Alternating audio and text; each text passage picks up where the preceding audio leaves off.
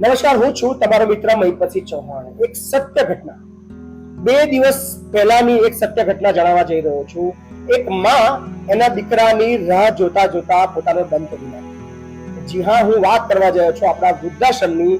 લગભગ 4-5 દિવસથી એક બા ખૂબ બીમાર હતા, ખૂબ ગંભીર પરિસ્થિતિમાં હતા. આપણે પૂરો પ્રયત્ન કરી રહ્યા હતા કે એમને સારું થઈ જાય, પણ કુદરતને કંઈક અલગ મંજૂર હતું અને બા વારંવાર કહી રહ્યા હતા કે મારે મારા દીકરાઓને જોવા છે, મારે મારી દીકરીને જોવું છે, મારા કુટુંબવાળાને બોલાવો, મારા ઘરવાળાને બધાને મળવું છે.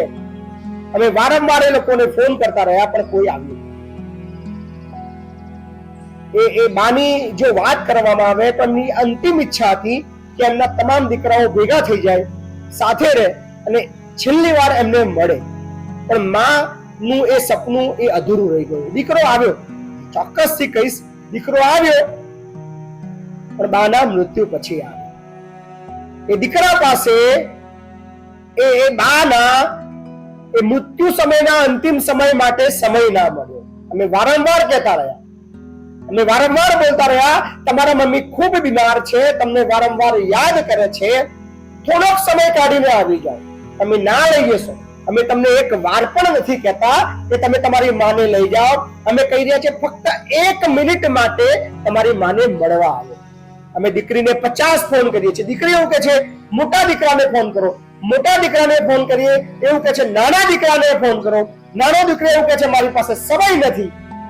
અને અંતમાં આખરે એ માં પોતાનો દેહ ત્યાગે છે, એનું મૃત્યુ થાય છે.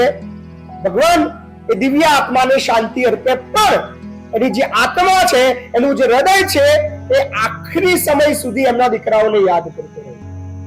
મને તો ઘણા આશીર્વાદ આપે છે ભાઈ, બેટા તારું સારું થજો, પણ એની જે અંતિમ ઈચ્છા હતી એ પૂરી ના થઈ શકી. દીકરો આવ્યો, બાને અંતિમ ક્રિયાઓ માટે અમે કીધું કે અમે કરી દઈશું, પણ જ્યારે એવો આવે છે કે અમે કરવા તૈયાર છીએ.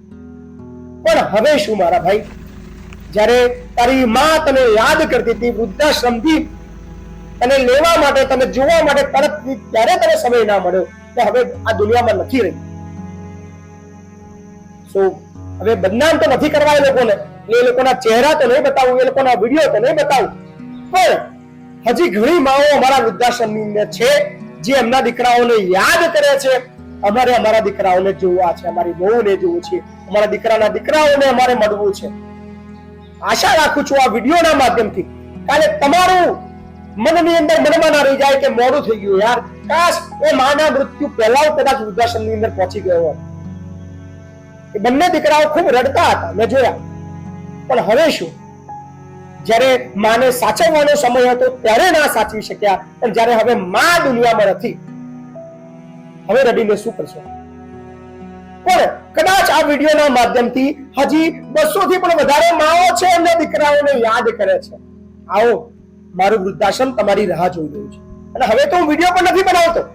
તમને કદાચ ડર છે કે તમે મારા કેમેરામાં આવશો, પણ મહિપતસિંહે વિડીયો બનાવવાના બંધ કરી દીધા છે. તમે આવો, બિંદાસથી તમારા માને મળો, ના લઈ જશો.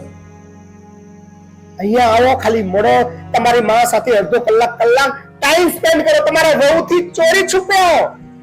અમે તમારો કોઈ વિડીયો નથી બનાવવાના, અને મહિપતસિંહે હવે વિડીયો બનાવવાના બંધ કરી દીધા છે. કારણ કે અમારા માટે ઇમ્પોર્ટન્ટ છે તમારી માં. તમારી માને તમે મળો, એની સાથે થોડો ટાઈમ સ્પેન્ડ કરો. કદાચ તમારા આવવાથી 1-2 વર્ષ એ વધારે જીવશે. ઉદ્દેશ અમારો એટલો છે.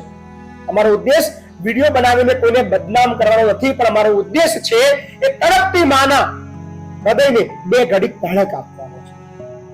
વિડીયો શેર કરજો અને તમામ એ દીકરાઓ સુધી આ વિડીયોને પહોંચાડજો જેમની મમ્મી અમારા વૃદ્ધાશ્રમમાં છે. ઘણા પપ્પાઓ પણ છે, એ દીકરાઓ સુધી પહોંચાડજો કે તમારા મમ્મી, તમારા પપ્પાઓ તમને ખૂબ યાદ કરે છે. કાલે એવું ના બને કે એ લોકો અહીંયાથી અમે તમને ફોન કર્યો કે તમારા મમ્મી કે તમારા પપ્પા હવે આ દુનિયામાં નથી રહ્યા. શું કરશો? આંસુ વહાવીને શું કરશો?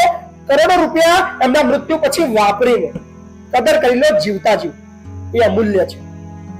માફ કરજો, આ બધું મારે ન બોલવું જોઈએ, મને બદનામ કરવાનો કોઈ અધિકાર નથી, પણ એ દિવસે મને ખૂબ ગુસ્સો આવ્યો હતો. કારણ કે વારંવાર મેં ફોન કરી રહ્યા હતા, એમના મૃત્યુ પછી પણ આવતા અમને 5 કલાક સમય લાગી, જ્યારે રસ્તો માત્ર 1 કલાકનો હતો.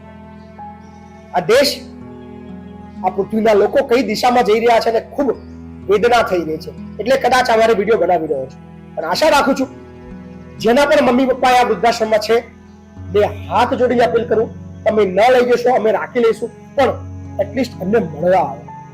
અરે મળવા ના આવો તો કોઈ વાત નહીં, 2 મિનિટ ખાલી ફોન પર વાત કરી લો તો પણ ઘણું છે.